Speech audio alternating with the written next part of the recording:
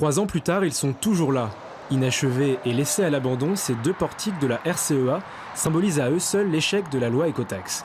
Ce matin, la Cour des comptes parle même de gâchis, avec près de 10 milliards de recettes perdues. Et aujourd'hui, ce sont les automobilistes qui en payent la facture. La taxe énergétique a augmenté de 2 € par litre de gasoil. Je suis un gros rouleur, je fais 80 000 km par an. Donc effectivement, si on est à 2 centimes d'euros de plus par litre, ça va faire une différence à la fin de l'année, c'est sûr.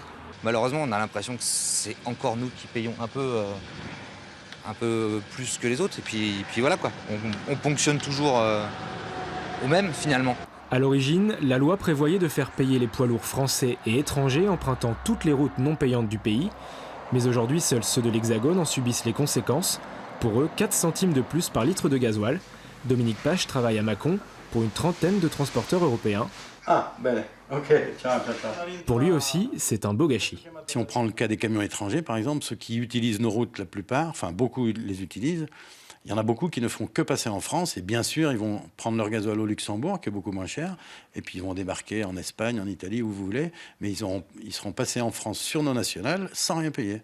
Voilà, donc du coup, d'une chose qui pouvait être plutôt équitable, je dirais, entre chaque transporteur, eh bien, on en fait un truc qui va être encore franco-français. Et comme d'habitude, les Français n'en payent toujours pour les autres. Les bénéfices de l'écotaxe devaient notamment servir à rénover la RCEA, dite route de la mort. En tête des travaux, l'élargissement du tronçon bourguignon, avec plusieurs passages à 2 fois 2 voies pour diminuer les accidents.